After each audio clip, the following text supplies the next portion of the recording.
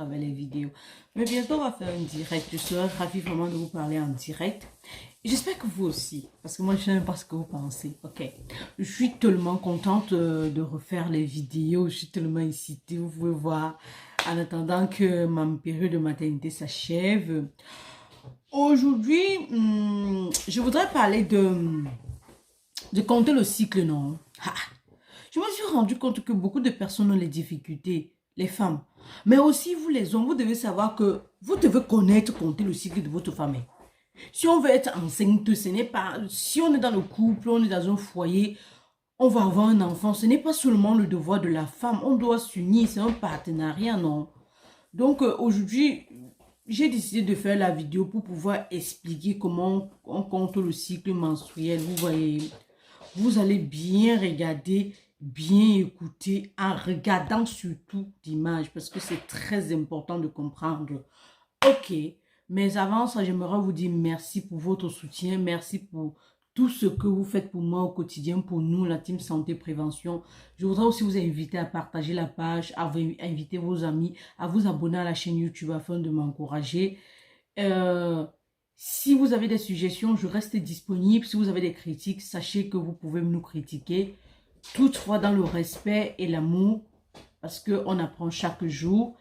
Et j'invite aussi tous les médecins et les infirmiers de la page, les physiothérapeutes, les sages-femmes. Venez contribuer. On ne peut pas sauver une vie seule. Ça, c'est impossible. Vous êtes là chaque jour, vous lisez, c'est bon. Vous ne venez même pas critiquer. Vous ne venez même pas dire que non, ici, là, il y a quelque chose. Je suppose que, ok, tout ce que je dis peut-être est bon. Tout ce que Santé Prévention dit est bon. Mais vous aussi, vous avez des petites expériences. Vous pouvez aussi partager vos expériences hospitalières. Vous êtes dans le domaine sanitaire, vous soignez les patients. Vous avez certainement des cas de patients qui attirent votre attention. Venez aussi, on partage ensemble, non? Ouais, pourquoi vous faites ça? Ok, tout compte fait, je vais tout droit au but, je vais tout droit au but du jour, qui est la vidéo sur comment compter son cycle mensuel.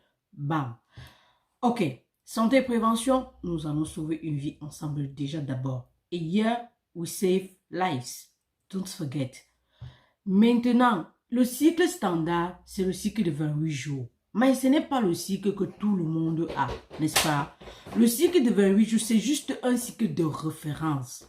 Donc, vous avez le cycle de 28 jours qu'on a dit que l'ovulation, c'est le 14e jour, on sait déjà. La période, la période ovulatoire, c'est entre le 10e et le 16e jour. Ok, tout le monde le sait déjà. Et la prochaine date des règles, alors, c'est quand? Donc, pour pouvoir bien compter ces règles, il faut déjà connaître la longueur de son cycle. Ça, c'est la première des choses, n'est-ce pas? Il faut connaître sa date, le jour de l'ovulation. Il faut connaître aussi la période féconde, qui est la période fertile, qui est la bonne période. Maintenant, si vous connaissez déjà toutes ces données, alors ça veut dire que vous pouvez compter votre cycle.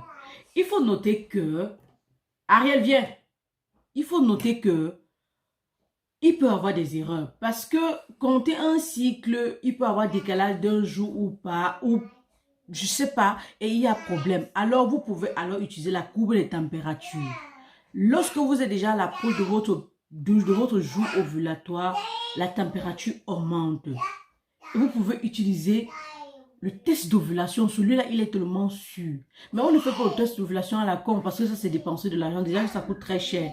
Vous devez faire le test d'ovulation le jour même du test d'ovulation. N'est-ce pas? Le jour, en fait, pas du test d'ovulation, le jour que vous soupçonnez que ça peut être l'ovulation ou alors la période que vous soupçonnez que ça peut être la période fertile. N'est-ce pas? Ok. Si vous avez toutes ces données et que vous avez fait, vous êtes sûr que, ok, tout est dans la norme, alors ça veut dire que vous avez bien fait. Vous pouvez aussi observer la glaire cervicale. Ça va sortir sous forme de mauve, contrairement aux décharges, contrairement aux pertes blanches qui sont souvent opaques et blanches. Déjà, lorsque les pertes blanches sont de couleur jaunâtre, marron, s'il vous plaît, rendez-vous à l'hôpital pour faire un PCV. C'est très, très important parce que ça peut être une infection vaginale. Et c'est très important de le savoir. Alors, regardez bien le... Donc, vous avez dans le cycle de 28 jours Le jour d'ovulation, c'est le 14e jour, comme nous avons déjà dit. La pente ovulaire, c'est du 10e au 16e jour. OK. Nous avons donc par exemple le 7. Si nous sommes le 7 novembre 2020, qui est le premier jour des règles, la prochaine date des règles sera simplement le 4/12/2020. Si je compte selon mon calendrier, tout le monde a un calendrier. Prenez votre calendrier et vous allez voir. Le jour d'ovulation sera le 20 novembre 2020. Comptez bien, vous allez voir que c'est le 14e jour. La période féconde va donc aller du 16, ok, du 16 novembre au 21 novembre. Là, avec le cycle de 28 jours, on a fini. Regardez bien. Maintenant, nous avons les cycles courts. Par exemple, le cycle de 26 jours. La règle est simple. Vous prenez seulement la longueur du cycle que vous avez déjà déterminé, qui va du premier jour des règles jusqu'à la date des prochains jours du prochain premier jour des règles. Vous enlevez 14. Par exemple, le cycle de 26 jours, je fais simplement 26 moins 14, ça fait 12 jours. Dans le 12e jour, je m'attends à avoir l'ovulation. La pente ovulaire va donc aller du 8e au 14e jour. On a exemple, par exemple, si je saigne le 7 novembre 2020, qui est le premier jour des règles, le prochain jour des règles sera le 2 décembre 2020. Et mon jour d'ovulation sera le 18 novembre 2020 simplement. Du 13 novembre au 20 novembre sera ma période féconde. Donc là-bas, ce sont les bons jours. Je peux faire l'amour comme je veux pour avoir l'enfant. Si c'est que j'en désire, je peux faire l'amour non protégé. Mais si c'est que je ne veux pas l'enfant, 2 jours là, je dois me protéger parce que si je m'amuse, le préservatif se perce. Bébé va entrer et on va applaudir, on va acheter les habits. Moi, je vais faire la layette.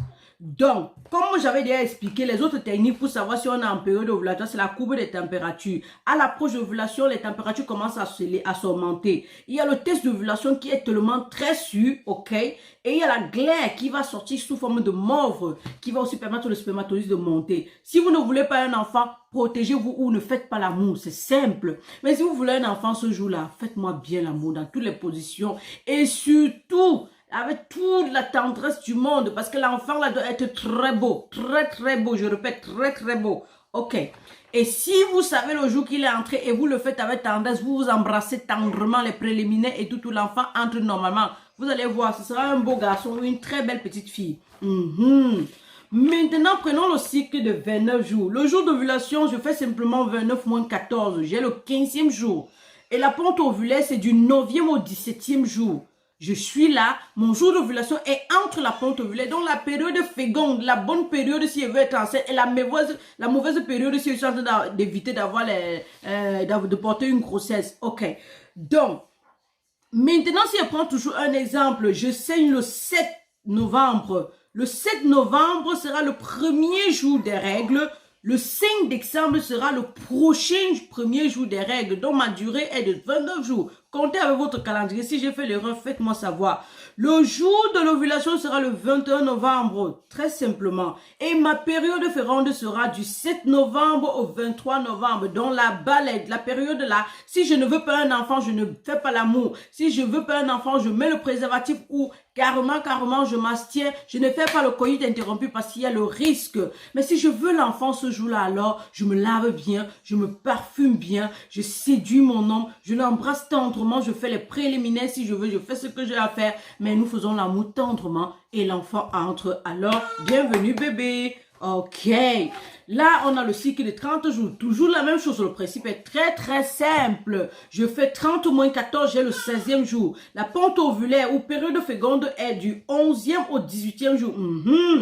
Exemple, je saigne le 7 novembre, ça c'est parfait. Alors j'attends ma prochaine date des règles le 6 décembre 2020 et mon jour d'ovulation, mon bon jour, qui peut être mon bon jour si je veux l'enfant, qui peut être mon mauvais jour si je ne veux pas l'enfant, c'est le 22 novembre 2020. Oh bingo! Donc du 16 novembre au 24 novembre, alors je suis dans la bonne période si je veux un enfant. Si je ne veux pas un enfant, je suis dans la mauvaise période. Et mesdames, dorénavant, pardon, ne nous souillons plus. Les couples, monsieur, si c'est que ta femme ne connaît pas, prends ta femme, tu la fais à soi, tu la fais écouter cette vidéo. On fait écouter à quelqu'un. Non, tu lui fais écouter cette vidéo. Tu prends le bic, tu dessines même. Allez, comprenez-vous et concevez cet enfant-là. Alors, donnez la joie à madame qui est femme. Donnez-moi la joie à santé et prévention de se vanter. Ok?